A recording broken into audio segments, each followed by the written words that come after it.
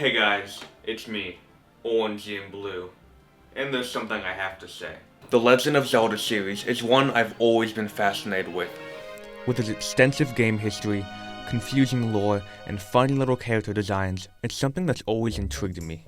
But I have a problem. I don't want to beat Breath of the Wild. The game is boring, the map is empty, the music's forgettable, the graphics suck, and there's even a game that's objectively better. But you know what? I still love it. Breath of the Wild was my first introduction to the series.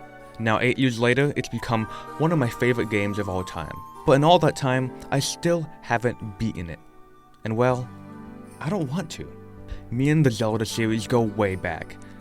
As in, as far back as this game. Yes, you heard me right, Breath of the Wild is the first Zelda game I've played. In fact, I was completely unfamiliar with the series up until that first Nintendo Switch trailer. Now, I had a lot of fun playing this game. I played it constantly for a while, but the way I go about playing games is weird. I'll play it for a little bit, set it down, and then a few weeks or even months later, I pick it back up. And this way of playing is particularly hard for Zelda games. I've played a good amount of every Zelda game, and honestly, I still haven't fully beaten one yet. Because I'll play for a while, leave, and then when I come back, I get completely lost in what I'm doing. That especially happened with Breath of the Wild, as when I came back, I realized I had no items and was completely stuck in the middle of nowhere. I think my main problem with Breath of the Wild, though, wasn't with the game itself. It's how I was playing it. I was trying to do as much as possible, and I kept getting lost, not knowing what path I was supposed to take, and trying to beat the game as quickly as possible. But that's the thing. It's not the typical follow your path and get to the dungeon like every single game before it. It's something completely different. Breath of the Wild takes every previous 3D Zelda game and completely shatters every role that the games had. Don't want to follow the main story? Cool, you can be a carpenter. Want to skip all the combat and just climb a mountain? Sure, go ahead. Do you want to jump? But the biggest change to this game is the map. You can add all these cool moves and abilities, but if there isn't an exciting world to explore, then what's the point? Here's the map for Ocarina of Time. And then here's it next to Twilight Princess. Pretty big upgrade. Now here's Breath of the Wild. Wait, hold on. Let me zoom out. Okay, yeah, so there might be a bit more to do here.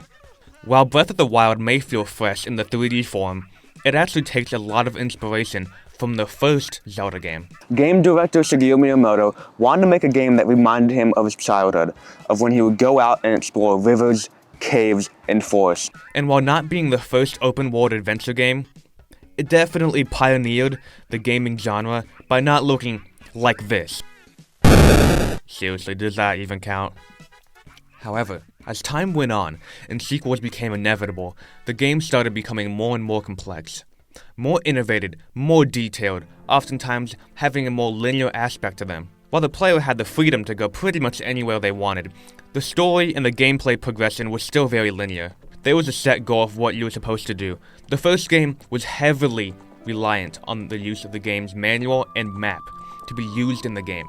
Like, have you ever even tried a blind playthrough of this game? Like, what am I even supposed to do here? A main drawback with this kind of open world design is that it can be hard to tell a story. Breath of the Wild story, or lack thereof, is one of the game's biggest criticisms. With Breath of the Wild, the story already happened. You wake up 100 years after the story was over, and you unlock memories as you progress through the game. But what if this isn't the story? You could watch all the cutscenes on YouTube, and it still wouldn't have the same effect of actually playing the game yourself. Instead, the main focus is on you and how you interact with the world around you. There's no pressure to rush through the story as quickly as possible. Hyrule was already defeated, Zelda is already missing, and the world has been like this for over 100 years. The townspeople are used to this. For them, this is how life is. The urgency is no longer a factor. Speaking of which, my god are they needy. Can you find my 10 chickens? Can I get some stone? Can you help me make some food? Hey, can you kill this guy for me? The amount of side quests in this game are constantly drawing your attention, from townspeople, shrines, Korok seeds, and other little goodies. There's always something to find when exploring. And this is by design. They decided to rework how you would get certain items.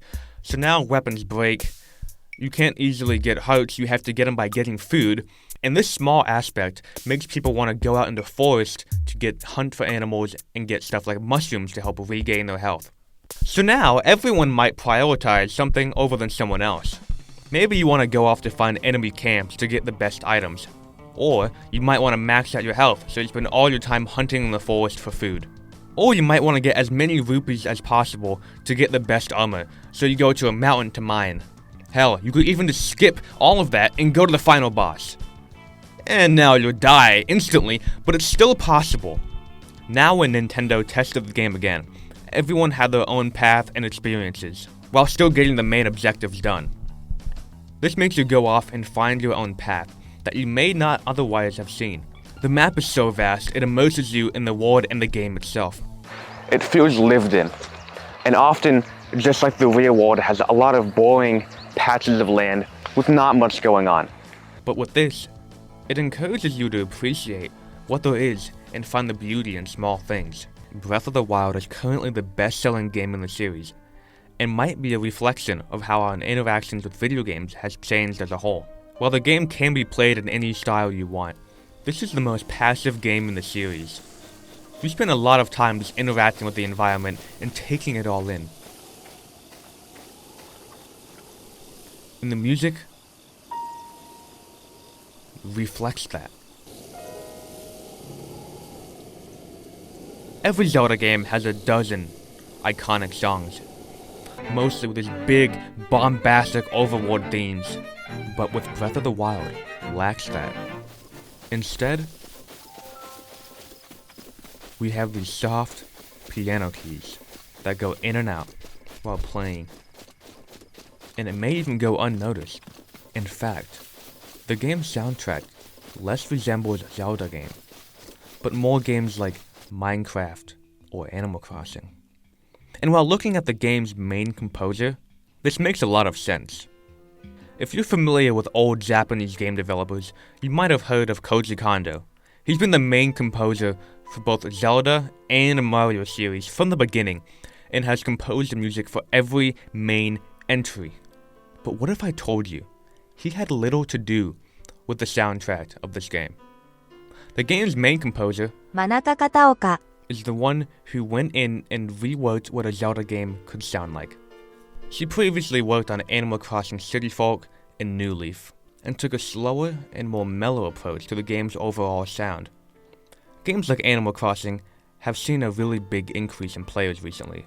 Stardew Valley, The Sims, Minecraft, and a ton of smaller indie games have all a more laid-back approach when it comes to gameplay. Breath of the Wild actually takes a lot of inspiration on these types of games, being more open on how you progress in the game. It seems like ever since the world around us has been so hyper-mediated and overstimulated, these type of games encourage you to slow down and really take in the environment around you. Everything here is interactable. Everything you see in the world can be explored. Instead of having invisible barriers, there's really no limit of where you can go. Until you drown in the ocean. The graphics themselves, on paper, aren't that impressive. This isn't the most realistic tree in gaming, but damn does it fit this unique art style. And even 8 years into the tail end of the Nintendo Switch's dinosaur technology, it still holds up incredibly well, and hasn't been topped since. Until Nintendo made a game that was objectively better. If Breath of the Wild was decisive, then Tears of the Kingdom tore the fanbase in half, as people who didn't like Breath of the Wild were also not gonna like Tears of the Kingdom. That simply isn't true.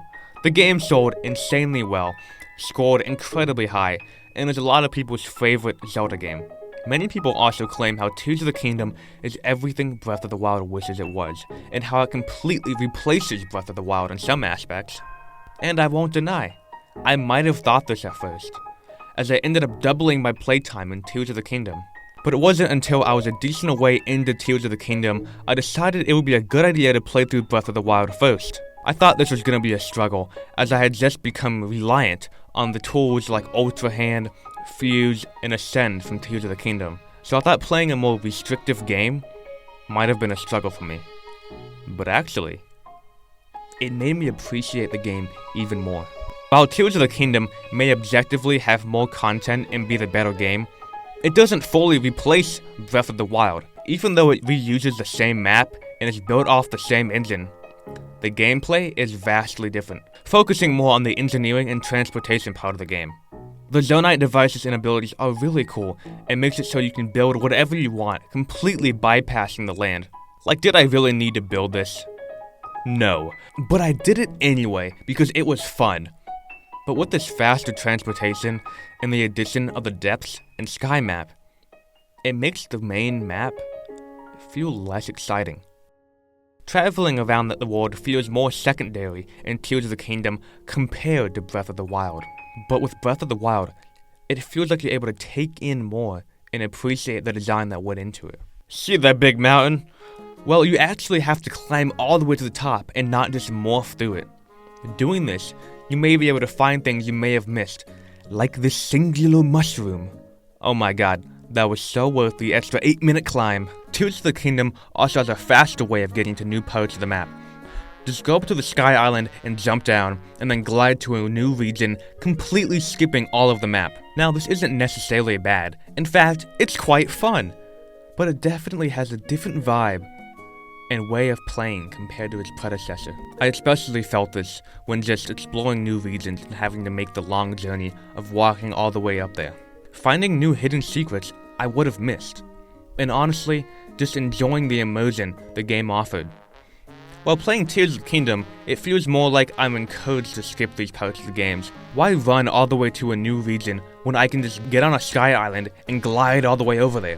Don't get me wrong, Tears of the Kingdom is a great game, and it does a good job at letting the player innovate and make the game their own.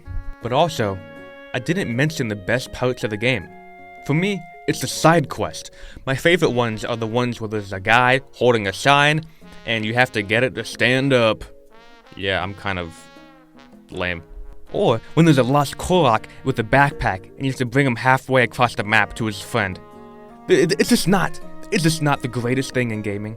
But all these foundations of experimentation were set up in Breath of the Wild.